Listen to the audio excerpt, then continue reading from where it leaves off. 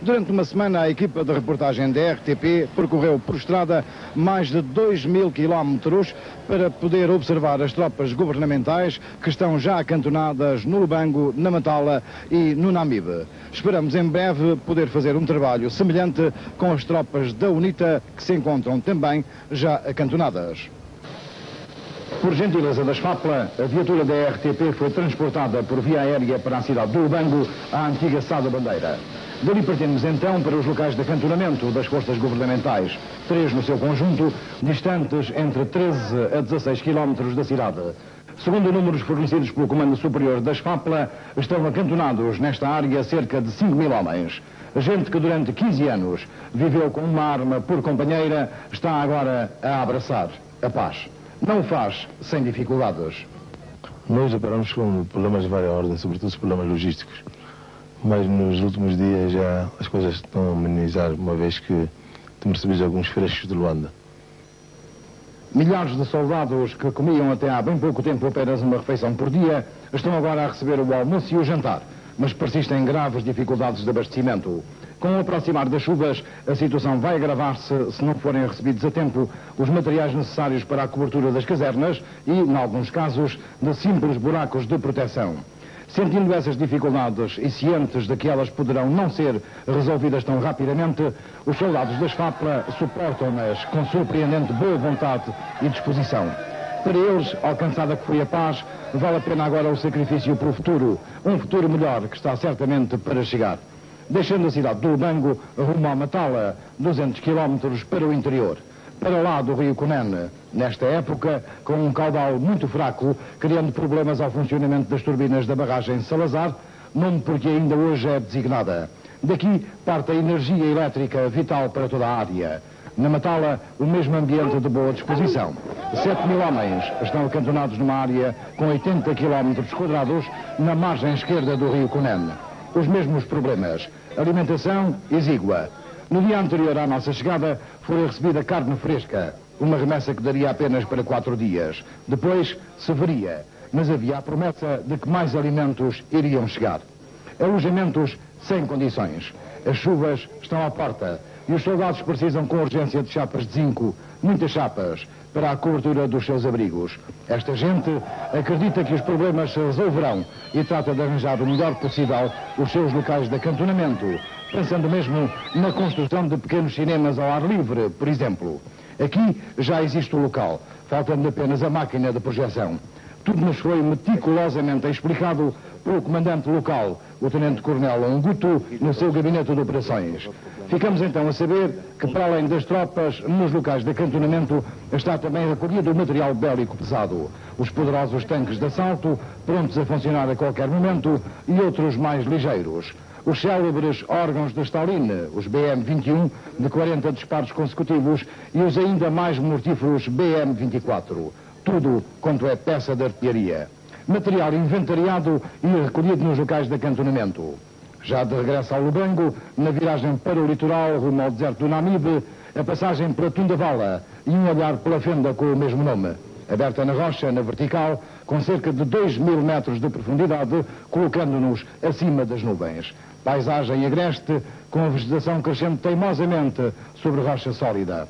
Um contraste com zonas paradisíacas, como a da cascata da Huila, pingando timidamente, agora em tempo seco.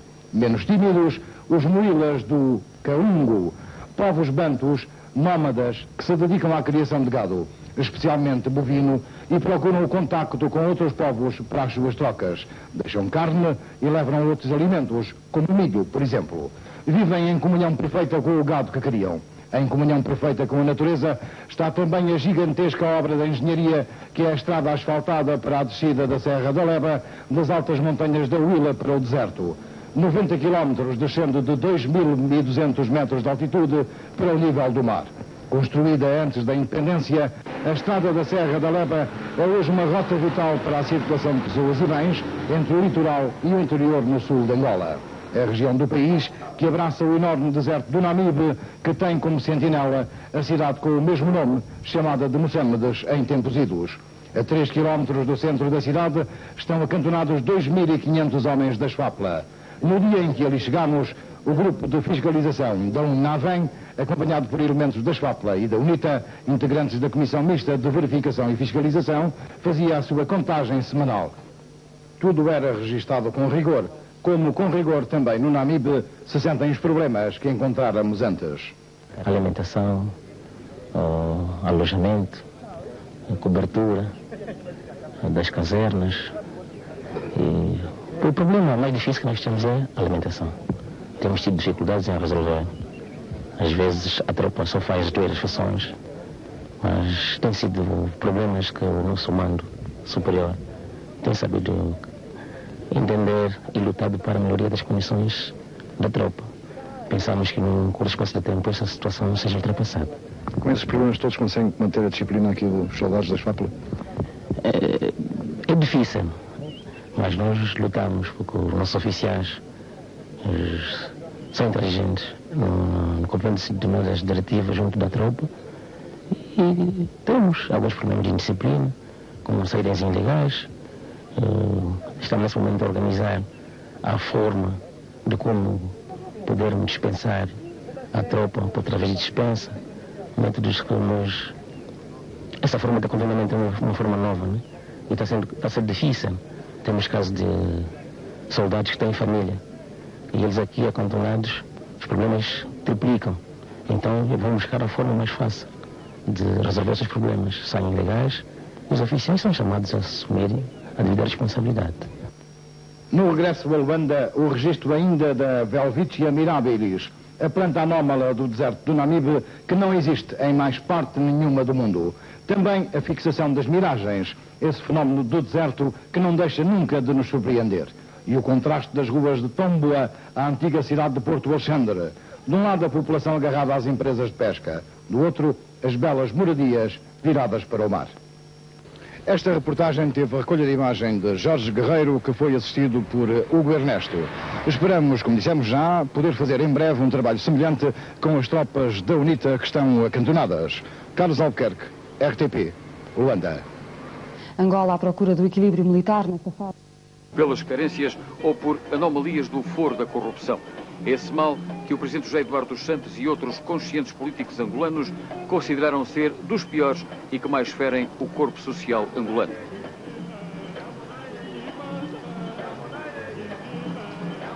Em Angola, contudo, é para o futuro o da paz, o do aproveitamento total das riquezas de um país onde poderão viver bem mais de 100 milhões de pessoas, que tudo aponta. Em Malange, lendário reino de Cassange, a barragem de Capanda está a ser construída. Depois de pronta, será um dos 8 aproveitamentos do Médio Kwanza, quando o grande rio, vindo do Bié, atravessa a província de Malange. O máximo responsável pela construção da barragem deu-nos a ideia do que será futuramente Capanda. O projeto Capanda localiza-se no rio Kwanza, que, como sabem, é o maior rio que nasce e desagua dentro do território angolano, e na zona com maiores potencialidades hídricas, que é a zona do Médio Kwanza. Está localizada na província de Malange, no empreendimento Capanda, e dista de Luanda por estrada cerca de 400 km. A zona do Médio Kwanza é uma zona onde já há estudos provenientes do tempo colonial, em que estão previstas a construção de 8 aproveitamentos hidroelétricos.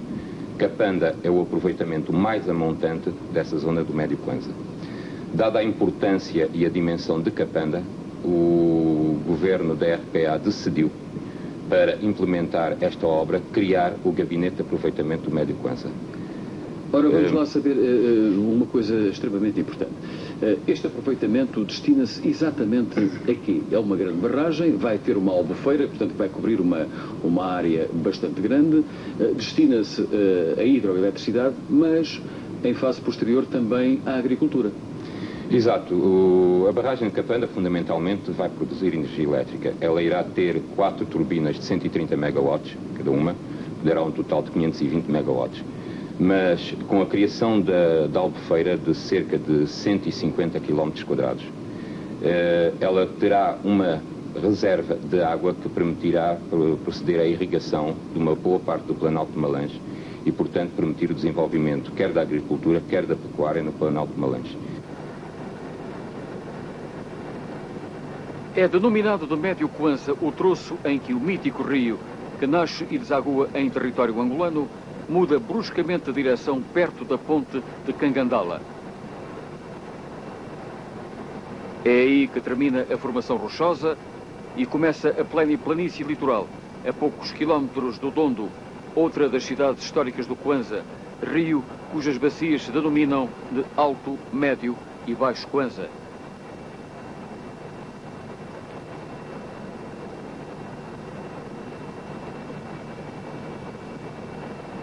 Com toda a imponência que podemos vislumbrar do ar, este troço tinha prevista desde há muito a construção de vários aproveitamentos hidroelétricos. Como se sabe, em 1963 entrou em funcionamento a barragem de Cambambe, a mais próxima de Luanda, já que Kapanda se situa a cerca de 140 km de Cambambe. O Kwanza tem nesta zona um declive de 800 metros que se traduz em avultado potencial hidráulico.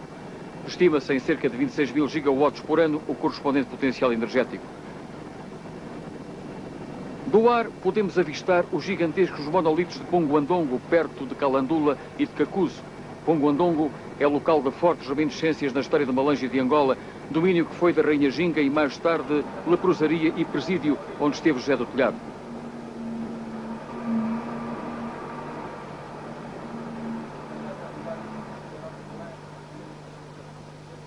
Veja aqui um troço da barragem já praticamente construído e o desvio do rio. O que é que isto significa? Nós começamos por fazer o desvio do rio, né? Para depois, como estão a ver entre o cânion, podermos começar a construir a barragem. O desvio do rio foi feito, né? Foram feitas a limpeza da fundação, né? Começamos a fazer, em princípio, a regularização da fundação e, posteriormente, como estão a ver, né? Este é o primeiro troço da barragem. Neste momento, nós temos 41 metros, cerca de 41 metros de altura da barragem. Diga-me uma coisa, quando tudo isto estiver pronto e vai demorar algum tempo, qual é a superfície da Albufeira, qual é a função primordial desta barragem? A Albufeira tem cerca de 164 km² de área. Essa Albufeira, nós em princípio, né, temos algumas ideias para a sua utilização, principalmente para a irrigação, para a agricultura nas suas áreas limítrofes, né? Qual é a capacidade instalada inicial e depois a ampliar aqui da barragem? Inicialmente nós estamos com previsão de montarmos duas turbinas, cada uma delas com 130 megawatts. Porque é o seguinte, a primeira em dezembro de 1992 e a segunda 6 meses depois, em junho de 1993. Dá para abastecer Malange e o resto do país? Sim, as províncias que serão beneficiadas inicialmente é Malange, Uís e reforço de abastecimento da cidade de Luanda. E provavelmente até na sua utilização máxima no empreendimento do Médio Kwanza para exportar energia. Possivelmente. Países limítrofes. Possivelmente. Olha, diga uma coisa, aqui a população aqui nesta zona, nestes estaleiros, ascende a quantos? A população é de cerca de 2.080 e tal trabalhadores. Falou-me numa verba impressionante de refeições servidas por mês. Quantas são? Por mês são cerca de 180 mil refeições. Qual é o volume, mais ou menos, em dólares, já gastos até agora aqui nesta barragem, que é, aliás, um consórcio, digamos assim, angolano, soviético-brasileiro? Cerca de 700 milhões de dólares. Mas até agora? Até agora. Mas qual é o cálculo aproximado do gasto para esta barragem? O custo da barragem era 1 bilhão 148 milhões de dólares. A previsão inicial. Hoje o custo já está um bocadinho mais elevado, evidentemente. É claro. Em Kapanda, ainda antes da prevista gigantesca albufeira que vai servir propósitos produtivos, o aproveitamento do Planalto foi já racionalizado. Ergue-se um conjunto organizado que alberga cerca de 3 mil pessoas. Há escolas, cantinas, habitações e hospitais. Há também centros de formação e oficinas. Nos vastos terrenos circundantes, cuja aptidão é reconhecida, o complexo de Kapanda criou explorações agropecuárias modelo que lhe dão autossubsistência no domínio da carne, dos laticínios e dos produtos essenciais saídos da agricultura. Algo de assinalável é que se devem acrescentar as obras públicas que vão melhorar as vias de comunicação e também o aproveitamento dos terrenos de aluvião entre o Dondo e a Foz do Kwanza, que irá até aos 120 mil hectares.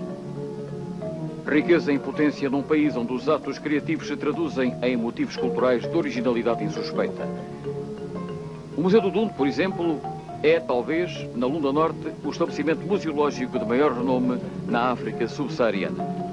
Foi criado pelo comandante Ernesto de Vilhena da Diamangue, com o intuito de nele se cristalizarem elementos simbólicos e materiais de culturas dominantes na região e das quais avulta a Lunda de Chocwe. O precioso acervo do museu foi sucessivamente aumentado e classificado por etnólogos como José Redinha, Mesquidela Lima ou José Vicente Martins.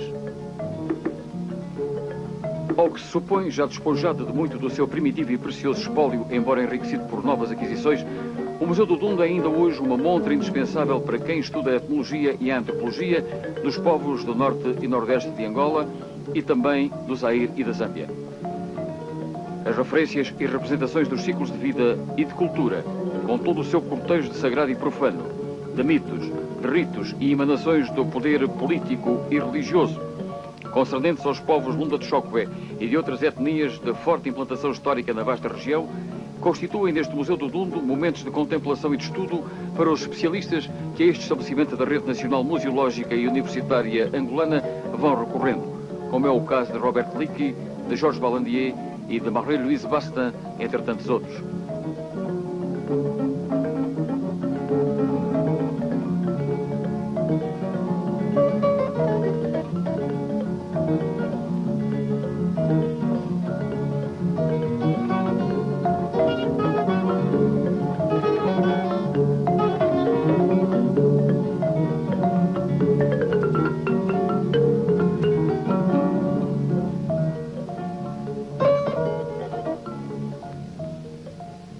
É um complexo museal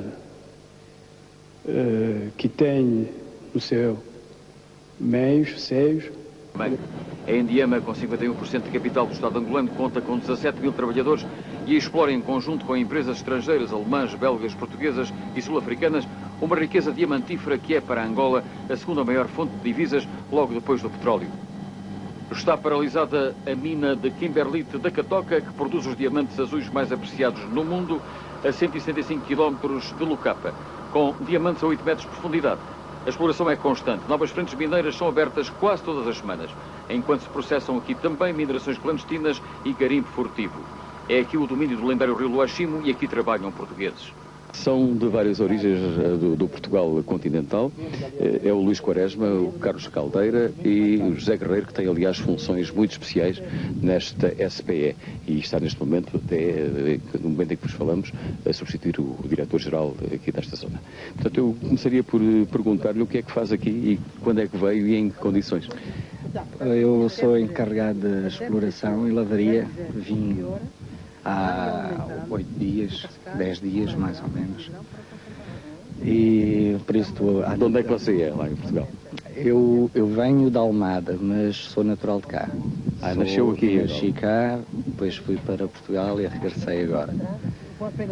E por isso estou a integrar-me no funcionamento da lavaria e da exploração, no sentido... As condições em que trabalha são boas? Está efetivamente satisfeito por ter vindo trabalhar neste empreendimento? Estou, sem dúvida.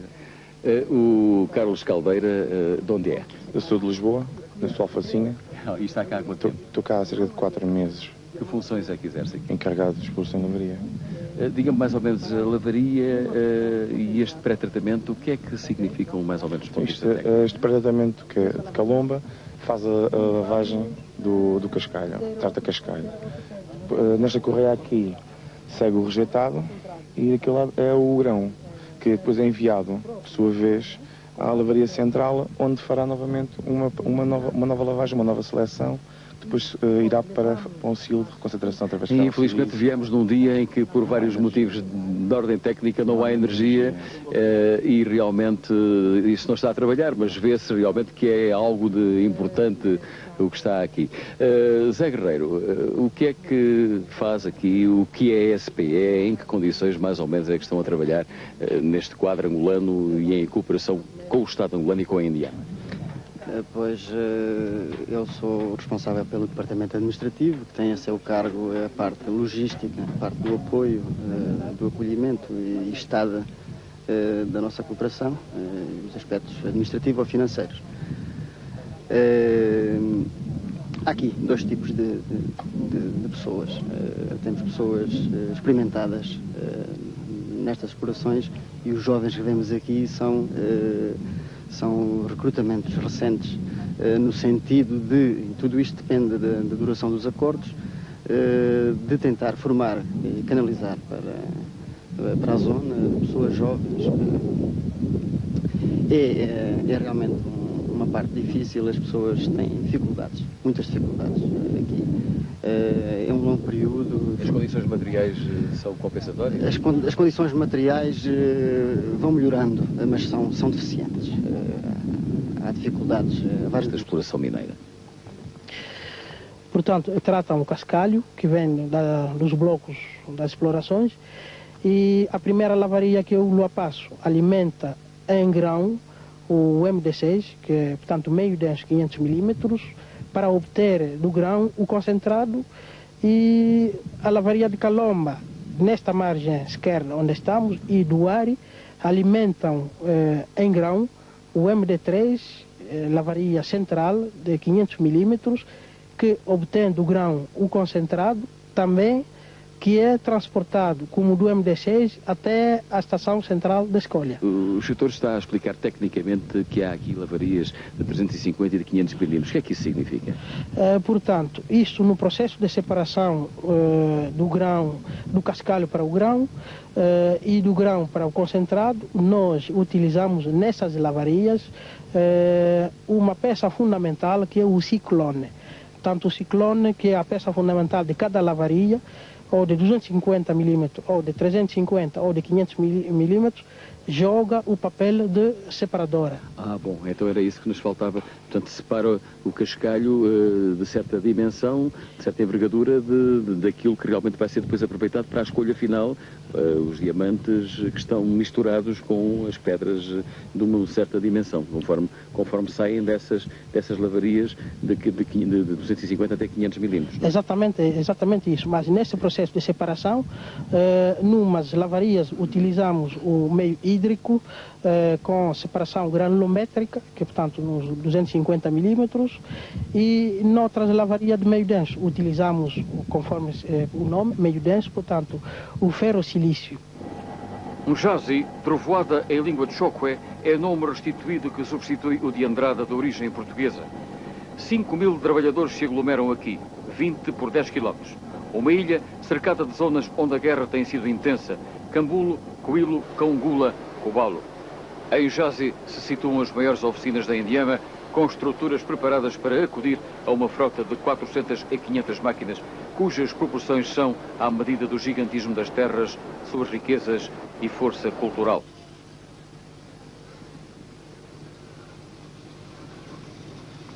São oficinas de equipamento escolhido que têm agora, tal como os Caminho de Ferro de Benguela, a espinhosa missão de recuperarem escavadoras, tratores de rastros, niveladoras, que valem mais de 500 milhões de dólares.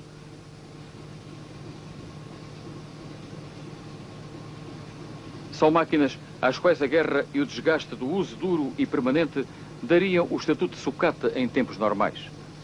Agora, contudo, a palavra de ordem é aproveitar até ao impossível, reconstruir, recuperar e poupar assim centenas de milhões de dólares.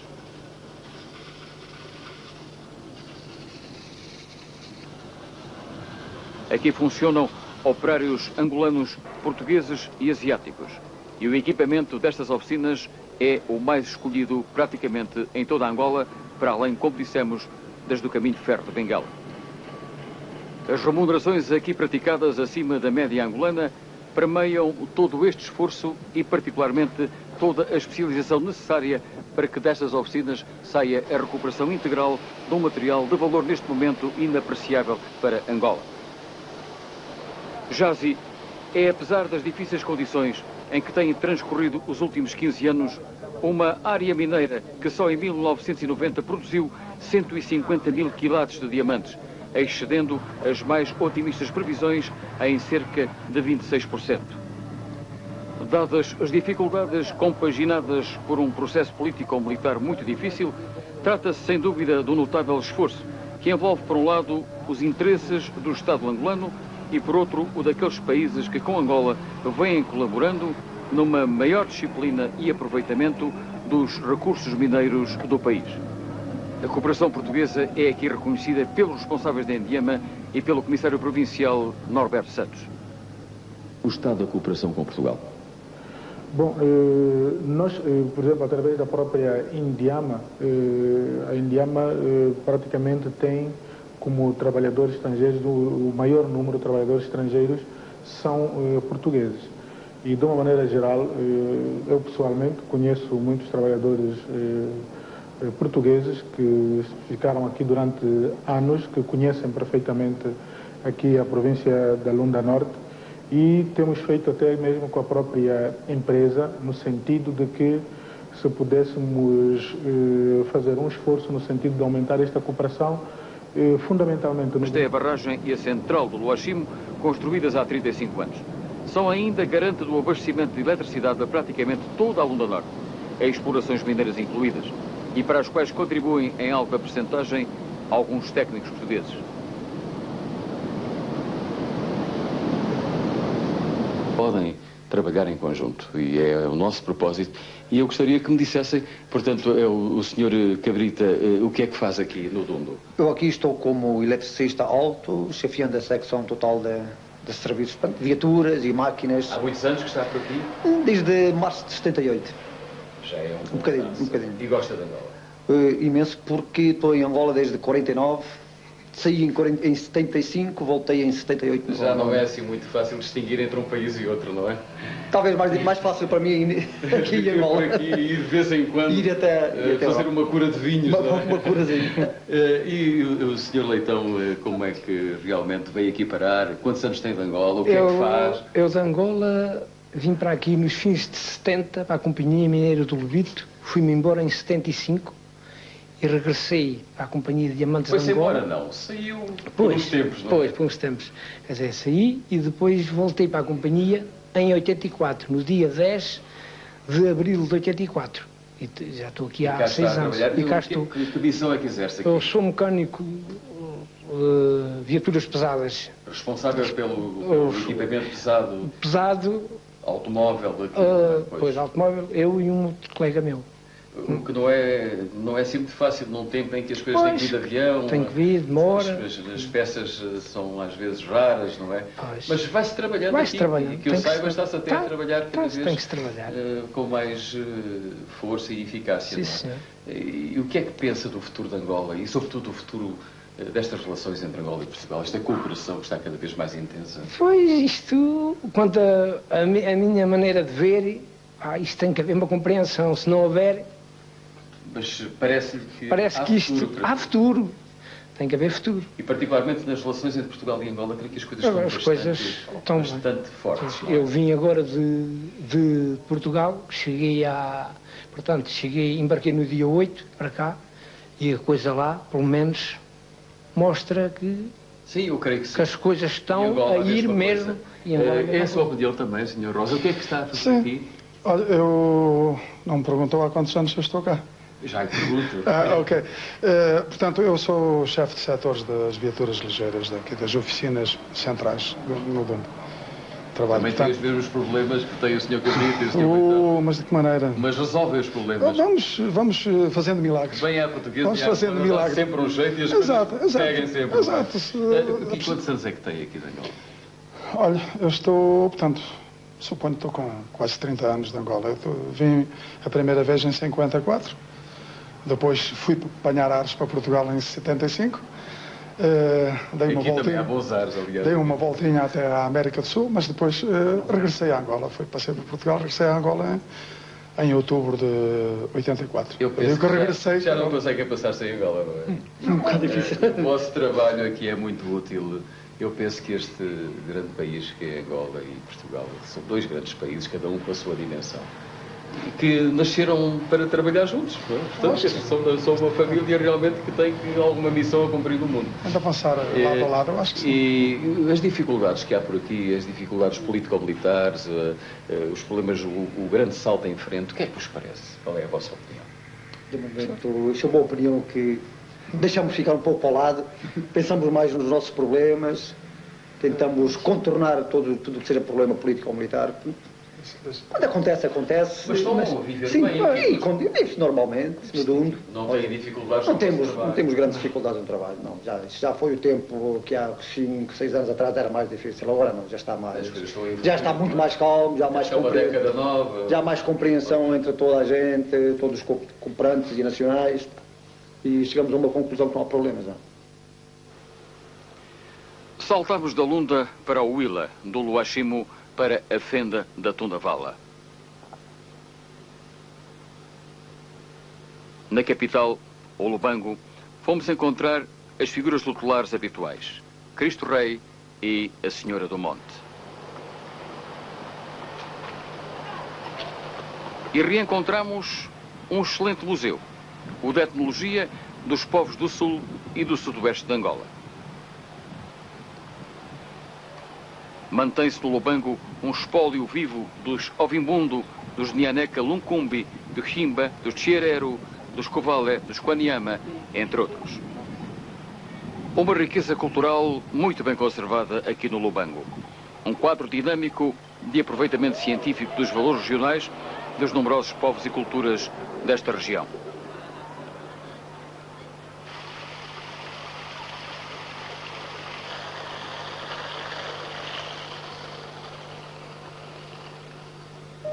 Esta é uma peça muito curiosa, que isto serve para a mulher descansar apoiando o pescoço,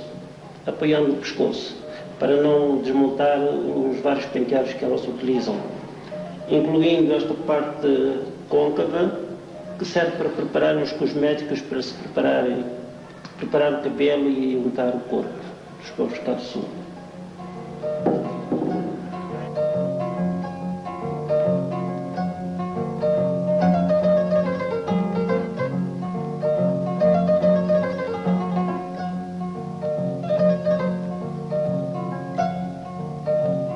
Dos ngomas, tambores rituais, aos quiçanges, a que o grande poeta Tomás Vieira da Cruz chamou um dia de saudade negra, tudo nos conduz ao Lubango, cidade de jardim planáltica a quase 2.000 metros de altitude na Serra da Xela ou da Leba e hoje com 200.000 habitantes.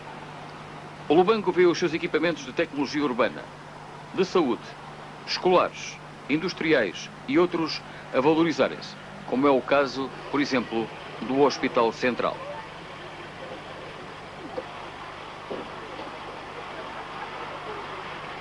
Considera importante ser um engenheiro português que aqui em Angola e auxiliar, mas os que aqui servem, e não são só angolanos, atingem altos níveis de eficácia.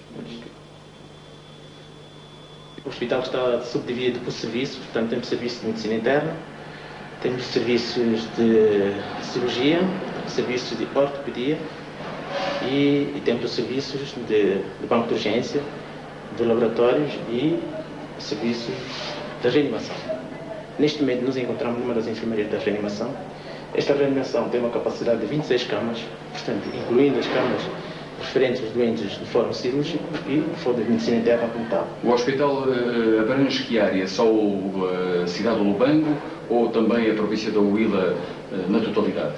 Do ponto de vista prático, é a totalidade da província da Huila. Portanto, é um hospital que tem uma dimensão de atendimento não só os doentes da cidade, mas também os doentes provenientes dos municípios, já que a assistência neste hospital reveste-se de uma assistência global, portanto é multifacética. Portanto, não só os doentes de medicina interna, como disse anteriormente, mas também os doentes de outras especialidades. Excelentes águas e cereais de alta qualidade tornaram possível erguer uma das maiores fábricas de cerveja de Angola. Unidade moderna que é bastante para ocorrer às necessidades da parte sul do país e até para exportação. Encontramos na secção de moagem, dá-se aqui início ao processo de fabricação de cerveja. As matérias-primas que nós aqui utilizamos é a cevada, preparada para o efeito, em 70% de versemã. Adicionamos também 30% de grites de milho, que é de produção local. Como características, também temos a nossa água, que é belíssima para a fabricação de cerveja. Tem um pH de 6,7, nem sequer requer correção para utilização na indústria cervejeira. Desta linha contínua de produção saem, em média, 50 mil garrafas por dia, equivalentes a 35 mil litros de cerveja.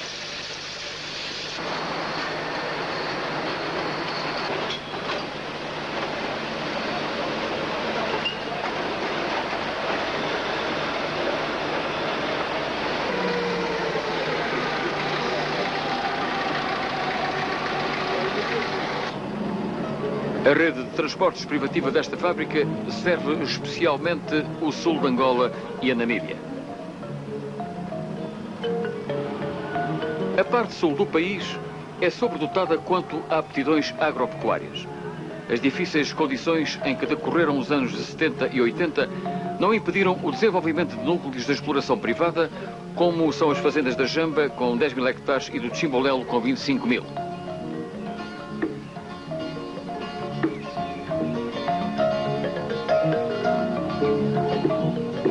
Na imensidão da fazenda do Chimbolelo, cujos limites dificilmente se apercebem, criou-se mesmo uma sub-raça de gado zebu, a qual poderá vir a revolucionar a pecuária angolana e de países limítrofes. São já mais de 400 mil as cabeças de gado que povoam as duas explorações. Mas não é apenas a pecuária que constitui riqueza viva da Jamba e do Chimbolelo. A agricultura assume-se já, e cada vez mais, como um peso considerável na economia e na vida social da Huila. Ao voltarmos a descer a estrada serpente da Leba, que interliga o Lubango e o Namibe, não podemos deixar de reter a respiração face à grandiosidade do cenário natural e à colossal obra de engenharia luso-angolana que a estrada representa. E como é impressionante a representação pictorial de Neves e Sousa da Welwitschia mirabilis, esta planta carnívora miraculosa do deserto do Namibe, descoberta pelo botânico alemão Frederico Welwitsch. Do Namibe, antiga Moçambique, partimos ainda mais para o sul, até a antiga Porto Alexandre. Foram cidades arrancadas no século XIX ao deserto por portugueses, sempre capazes de construir a partir do nada. Namibe e Tombua são polos de futuro desenvolvimento em áreas tão diversificadas como as da agropecuária, minérios e pescas. Pós-independência, Angola foi vítima de contratos leoninos que a têm expoliado de muitas das riquezas legitimamente suas. Esses contratos deveram-se, em particular, a situações de dependência política e a ausência de capacidade de resposta tecnológica a exigências da indústria e da economia modernas. Muitos desses contratos estão a ser denunciados ou renegociados. Os mares de Angola são um incalculável reservatório alimentar e, apesar das depredações a que a sua fauna piscícola tem sido sujeita, novas regras, novos métodos poderão vir a resultar em altos dividendos para o país. Tombua, Baía Farta, Sumbe, Porto Ambuim são verdadeiros mananciais que, em cooperação com países da CEE como Portugal, Espanha e Itália, Angola começa finalmente a aproveitar para o seu próprio interesse. Após a guerra, com as estradas abertas, a rede de frio instalada, as companhias sofisticadas em pleno funcionamento, as pescas abastecerão Angola inteira e constituirão forte reforço para as exportações do país. Com a apreciável participação e interesses de Portugal, os hidrocarbonetos em exploração offshore no Só e província do Zaire e em Cabinda, não esquecendo Luanda e outras áreas ainda por explorar, constituem parte substancial da economia angolana. O petróleo, com rendimentos de 500 mil barris por dia e 3 bilhões de dólares por ano, vanguardeia o produto nacional angolano. Depois do ouro negro, os diamantes, apesar decisivamente na atual balança de um país com 6 mil milhões de dólares de dívida externa e cada vez mais cingido, como é natural, aos ditames do Fundo Monetário Internacional.